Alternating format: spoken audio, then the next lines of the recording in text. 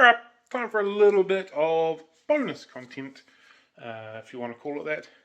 Members only / Fisher and family, which is pretty much you. So, we have moved this big beast. It's holding water. It's been holding water for about a week now. I have unlocked the issue that I had with the plumbing. So for the life of me, I couldn't work out how to make it work. And then I figured it out. So, plumbing's under control. Then we're trying to work out how to connect the pump into that. Figured it out. This pump isn't going to be the pump. I've got another one at the shop. Basically goes there. And that goes in there. So everything's coming out Millhouse right now. So I'm happy with how we are progressing here for the time being. It's quite a complex plumbing system. So I'm hoping, as long as I leave them off, the water's not going to get any further than that, which makes total sense. I had that piece running vertical, which is why I couldn't work out how to make it work, but horizontal makes total sense. And so that would have gone to all the reactors and all that kind of jazz, so which I'm clearly not needing. So we'll hook this piece in and then we'll go from there. So that's not the piece that's going to connect to that pump. The pump that connects to is actually at the shop at the moment running the sales system. However, because I've got a leak in the sales system, I'm going to turn it off tomorrow. So what I'm going to do is take the pump home as well, allow the system to go dry, and then reseal it. I'll take the pump home and I'll water test this setup as well, make sure I'm doing it all correctly, which I'm 99% sure that I am. If that pump does work, we'll push everything through there, up there, blah, blah, blah, and back up into there. So if that pump does work, which I'm confident it will, I'll jump on this New Zealand website called Aquariums. That's where I got my original pump from. I'll grab another one so I can put it in through here. Probably try and find the biggest one I can get. At the moment I've got a 10,000 litre now. See if I can find a 12 or a 14,000 or something like that to really begin pushing some water through here. And what I also need is some ideas to name this thing. It's a pretty big tank. I'd like a name that fits it. I haven't even really named it. Yes, I have. I've had a tank system I called Tankenstein. So I wouldn't mind having some ideas for a name for this. So it's pretty big. Here's my arm. Doesn't reach.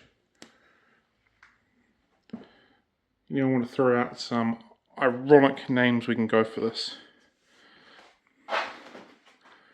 The most ironic would be the funniest. Zeus would be funny. Mitre 10 would be also quite hilarious for New Zealanders. Or maybe something even more ironic like Pee-wee. Or something of a similar type name. So anyway, if you've got any ideas of something we can call this, we can continue to refer to it too, please let me know. Next thing for me tonight, let's hook the sump over a little bit, start connecting all these plumbing bits in through here, so the loop's completed, and then all I've got to do is get the pump on it tomorrow. So after a little bit of effing and jeffing, we're up in riggedy rolling. Hey, look, there's my finger.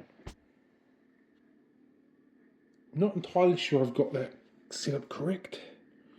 Looking back on the photo that I have from when I got it, that looked like slow motion, but it wasn't. I think it's correct. So anyway,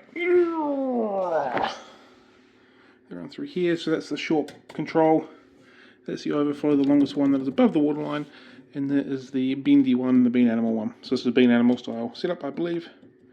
So that's the one that the vast majority of water is going to flow out of. That one controls the height of it, which also controls the noise, in theory making it seamlessly quite silent. And that's the overflow in case the fuck up fairy comes and sees us. I believe that's how that works, at least anyway. Concerned the fuck up fairy is going to continue to hit the ground, so I'll find a little piece of elbow and point it down so it goes into there in case one gets blocked, it gets used, but I think that's where we're at. I'll fill the sump up now, so it's ready to go tomorrow, so I don't have to waste too much time doing that tomorrow. Stupidly thankful we left enough space on each side for me to work through. Without that, then, well, yeah, I'll be pretty pissed off. So I can actually get through down here, even for a fatty like me. We can make it, we can get through the piping. Fantastic. And same at the other end. So that is a bonus. There's a significant bonus that I'm quite happy with. So that's where we're at for now. For the record, I'm listening to Rage Against the Machine still. Next thing, once water's in the sump, once we're flowing around, and I'm happy with how it's working and watching how the water does its thing, I think I need to get a filter sock to catch sediment in through there, and then I'll work out the right configuration for things like foam, bio noodle and stuff like that. I've got a metric truckload of it down at the shop at the moment, so that should be helpful to make that work. Bio load, overload. I'd like to see if I can work out how to put a UV filter or UV light in here. I think that's a good option. And some Purigen and other stuff to keep the water spick and span. And as we can see here, I've still got room. I'll get the roller out and get some black paint chucked on here as well. I think that's going to be the right option. Get the black paint on it, and then we'll push it back. So that's how much room I've got down that end. So it's about a fist. I've got about 100 mil, 130 mil to push it back onto the wall once I'm content and happy with it. A lot of men say that 100 mil is quite important, and I can assure you that right now 100 mil is going to be very, very important. Once we squeeze that gap in,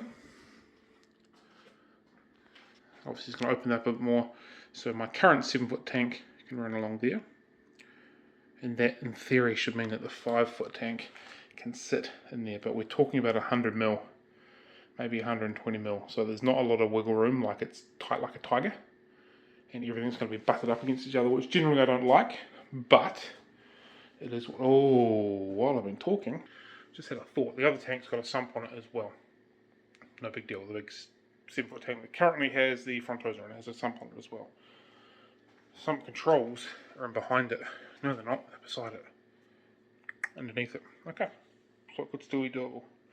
Potentially, just ram it all along here. Tight like a tiger. Like even things like having these skirting boards might make a little bit of a difference. So that's another day cam's problem, but that's kind of where the next thing becomes. And through there, we're going to get this one done. Then we get that one done. Then we get that one done. I've also decided just to send it, well, nearly fell over, to send it, YOLO it, the 5-foot tank. We're going to L number it. We're going to corridor in it. We're just going to send it a couple of my favourite tetras. Dang, that's it. I'm going to make it work. There will be room here for a tank or a disc. Maybe this could be where I begin doing my live streams, I'm not sure. Or maybe we'll do it there. I don't know. Anyway, there's a 4-foot space there. I know that much. It'll be 1200 because it's already 1300 from there, so there'll be room for a 4-foot tank along there. I think it might be like a little 2-foot display tank there, but now I'm just rambling. This is just the update of how we're going. So yeah, I'm going to fill it up and we'll put the pump on it tomorrow. So I'll update you tomorrow with how that's going. Other than that, throw in some ideas that we could call this tank. Like I said, the more ironic, the funnier, because that's how we roll. Alright team, have a good one. Happy fish keeping. Don't forget to like the video and subscribe and all that other bullshit. Have a good one. Happy fish keeping. Catch you later. Here's a bit of content on content. Bonus, bonus, bonus. At the moment, when his voice trickles over. This would be like an ASMR thing for people, wouldn't it? Here we go, here we go, here we go. It's coming. Sort of I underestimated how big the tank is and how much water it can actually take to push it over. So, please hold on. Here we go! Come on, you bastard. Get there, get there, get there, get there. Who is there? Who is there? Oh, shut up.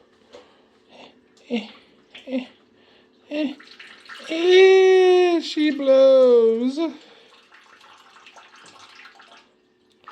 Got him. Not a bad return. Now let's hope it holds water where it needs to hold water. And it releases water where we need it to release water. Ah, fail, bitch. Shit. Okay. That didn't work. Let's try that again. If you don't have one of these, and you're a fish keeper, you need one.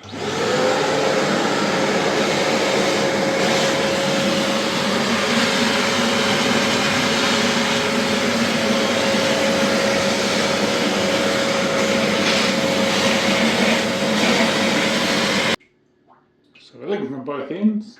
That one will be an easy fix, so you just need to tighten that bad tab up. This one will be a bit more of a difficult fix. So there's silicone around there. So then we have to cut the silicone off to make sure it seals properly, which might be a little bit time consuming. Maybe the pump won't be going tomorrow, we'll see how we go. However, I've got a takeaway learning from this. Being a hobbyist is freaking cool, and I'm really excited to be setting up another tank in my house as a hobbyist. Although you guys are still going to see this, my tank is my hobby tank, it's my toy, so I'm excited about that. And we'll just let it drip out until it stops dripping out. This will be the end of the video because the rugby league's about to start and I'm going inside to watch it, so away we go.